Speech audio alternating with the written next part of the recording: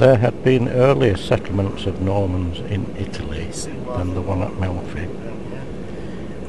One Ranulf had already, for his services to local barons etc., become Count of Aversa near Naples by 1030. Tancred of Hautevy and others began to settle around Melfi. One of Tancred's 12 sons was Robert, known as Giscard the Wily, who arrived in Italy in 1047. Another of Tancred's sons was Roger. The Aversa settlement grew by various means into the Principality of Capua. The Melfi settlement, by similar means, became the Duchy of Apulia. These three men, Richard and Roger of Apulia and Richard of Capua, were the leading players in the story which would see southern Italy change from being an area dominated by a multiplicity of rulers of different traditions and varying powers, disputed between two religions, Christianity and Islam, and two systems of Christian ecclesiastical government, three main languages and three systems of law, into a unified Norman kingdom, and all within 70 years. All this during a period when from the same small area of Gaul, another and perhaps partially overlapping group of brigands was taking over a major kingdom to the north of the English Channel.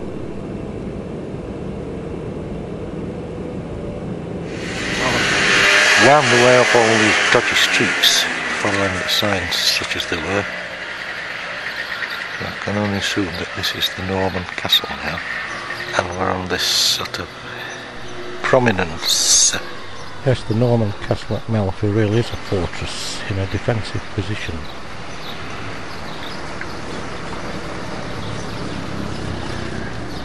No doubt the castle will be closed. It's certainly a good view. We're now inside the Norman castle. Nobody speaks English, which you can't blame them for, really. The castle is now used as an archaeological museum, and up these two long flights of stairs. Pity they didn't have lifts in those days. View from the second floor. Just mind that car, do you mind? Anyway, that's what the castle looks like from the air. Good job they didn't have airplanes in those days. Looks as if the Normans had video cameras though. I just was going to take a picture inside the museum and someone said no video. A disembodied voice having seen me on their videos inside, yes. Melfi is a quiet, sleepy town now, but in Norman times it occupied centre stage in European affairs. Now, road signs on motorways are sort of acceptable. On ordinary roads, if you slow down and read them properly, you're okay. But in towns, there don't seem to be any signs at all. So we're heading back to Bari, and we happen to see Gravina in Puglia. Yes, and this is a kind of a bonus. The big bird on there is not the emperor's, it's the mark of the Orsini family, I understand, who were fiefs of the Normans.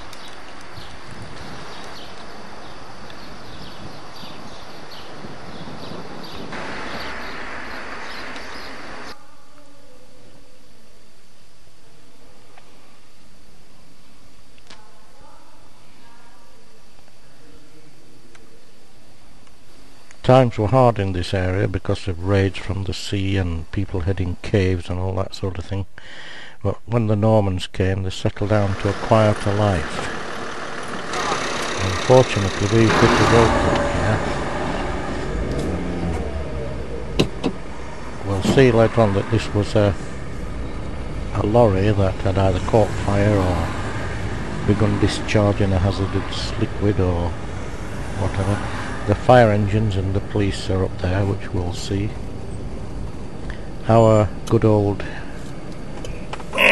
British police people would have had this road closed as soon as they got there. Well, health and safety in it, Squire. But fortunately for me, they kept the traffic flowing. Okay, it's something I could have managed without, but we did keep moving, and within a short period we got through.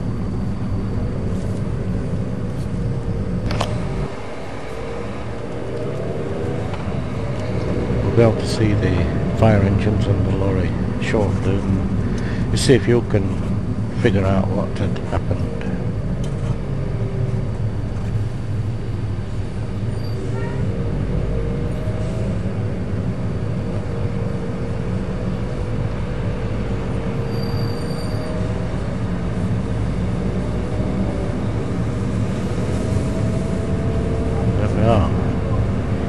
And in a very short time we shall be back on the open and fairly deserted road back to Bari.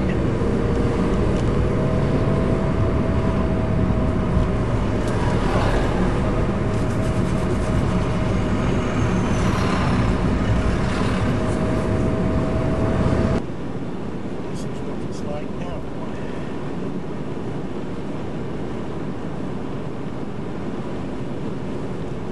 There were some very interesting bits on the news on the telly that evening.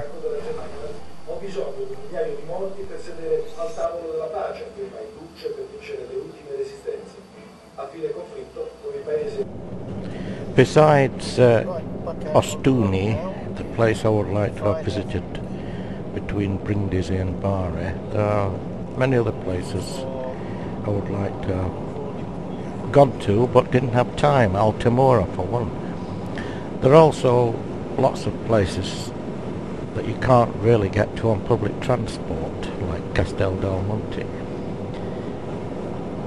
Today's plan is to visit Ruvo di Puglia, and then Venosa with its 5-domed cathedral, and the tomb of Bohemund, the famous son of Robert Giscard, and nearby is the site of the Battle of Cannae, where Hannibal trapped and annihilated 4 Roman legions in 216 BC. You will find that this plan doesn't quite work out, and this film ends after Ruvo, and you'll next be in Bari, where I'm in the hotel next to the railway station. Zipping along these motorways is great. Driving along the country roads is quite nice, but trying to get into the towns I found impossible. I wasn't even on the right SS route there, so I'm now driving from Bishegli to Ruvo on an SP, 15 kilometres. This is Ruvo, and I only found this by means of stopping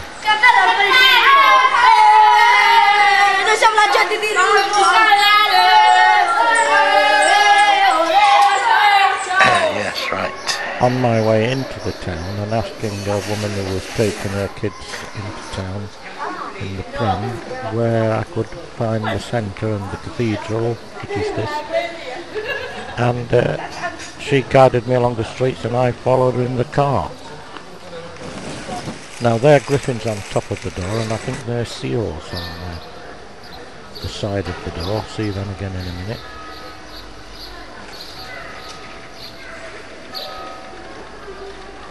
There are the seals. Now the next town I tried to get into, I don't know whether it was market day or what, but it was like being on the Dodgems. Now look at this canopy over the altar. Now, I've not seen this sort of thing before, but a lot of these churches in this area seem to have it, and maybe it has some history or significance.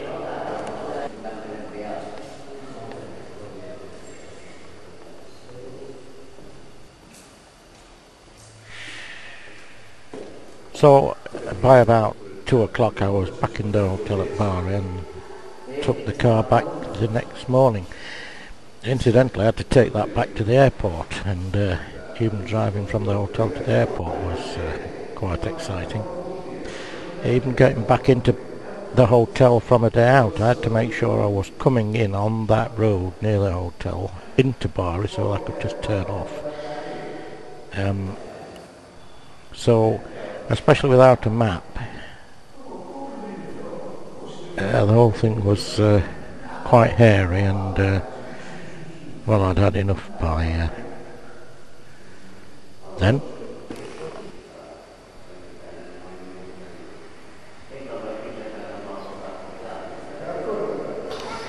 Just have a look at some everyday life in Ruvo, along the streets of Ruvo.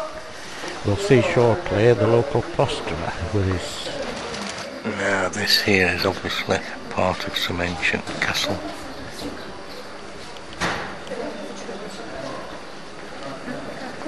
Yes, we'll see the local plasterer. Here he is with his special hat made out of an Italian newspaper.